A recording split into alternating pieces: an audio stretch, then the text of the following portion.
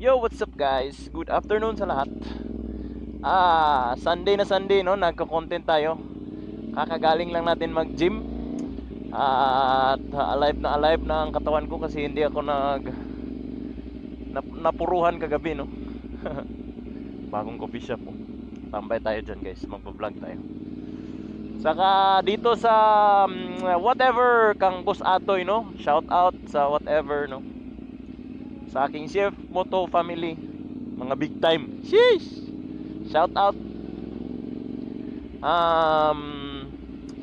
So guys, ang pag-uusapan natin for today's video is ang bago lang na conclude na 5,000 kilometer na Mindanao loop no, or yung mastermind ba yan? Mastermind ba yun?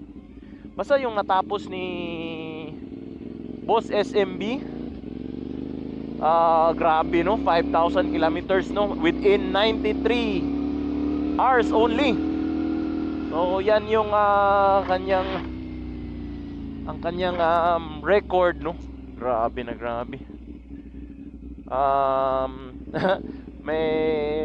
May sabi pa nga niya is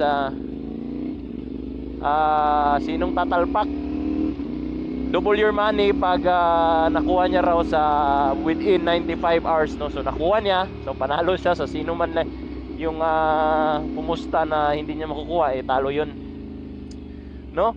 So grabe yun guys, 5,000 kilometer guys, tapos non-stop yan guys. Natutulog lang siya, parang tag-iisang oras lang yata no, sa tatlong sektor yata yung tulugan niya. So 3 beses siya natutulog ng maikling oras lang no. Kasi meron siyang inahabol na personal record no, o PR na 95 hours. Grabe guys. So kung ako guys, ang hindi ko kaya yan guys.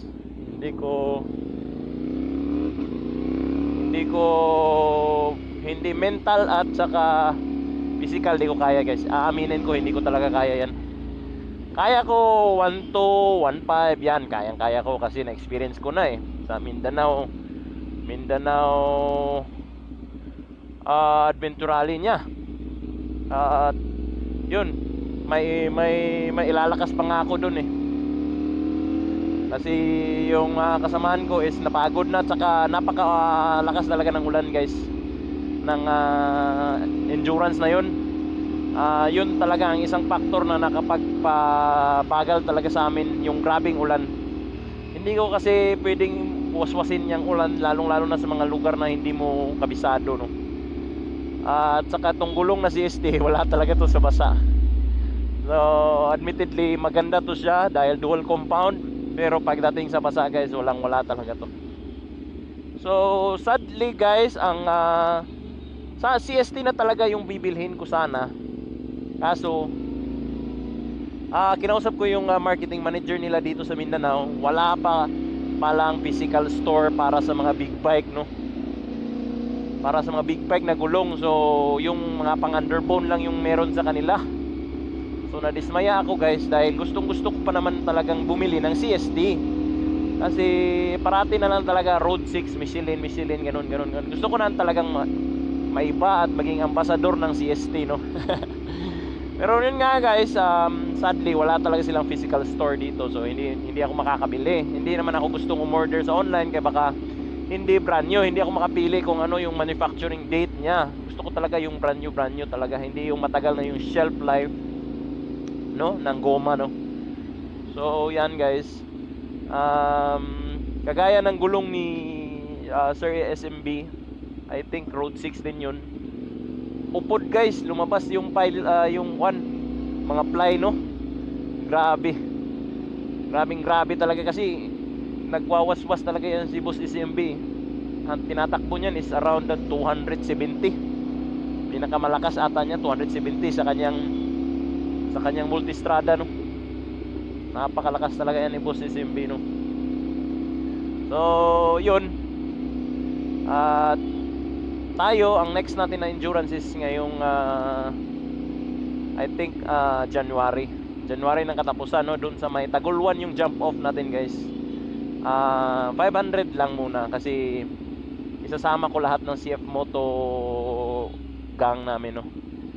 Lahat ng CF Moto team namin sasama namin. Hindi kami sasama doon sa 750 kasi baka hindi nila kayanin kasi mataas talaga 750. Hindi na yan biro, no. Hindi yan advisable para sa mga beginner.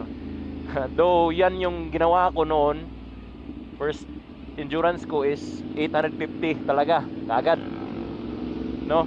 Sinabak motor star ko pa nga yun, eh. Yun pa yung aking GPR. So kinaya ko naman, no. Kinaya rin ng GPR, walang palya. Mas pumalya pa yung mga branded na kasama ko. So yan talaga guys ang ibig sabihin ko na nasa pagdadala yan ng motor, hindi yan sa brand, no. Kasi lahat talaga ng motor may issue, eh. Ito may issue rin naman to, eh. Diba nasira nga yung TFT nya. Ang masarap lang is na cover sa warranty, no. Kasi malakas tayo sa ating kasa, no.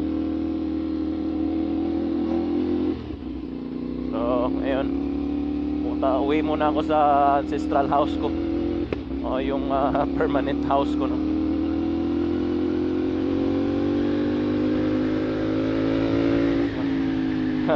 Kung pwede talaga mag-practice dito guys pag walang tao, no. Pwede ka mag-banking dito.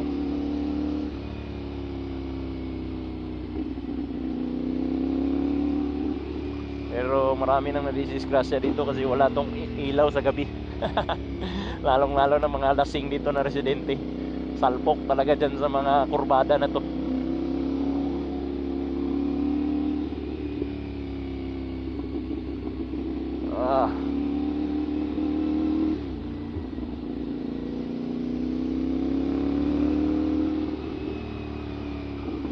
So ito guys, in-adjust ko na yung angle ng ating camera.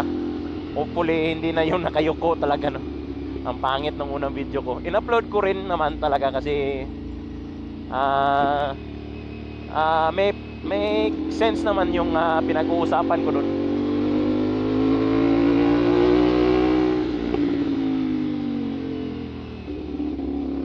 Aray ko po. Sige na guys, yan lang muna for today's video. Bye bye.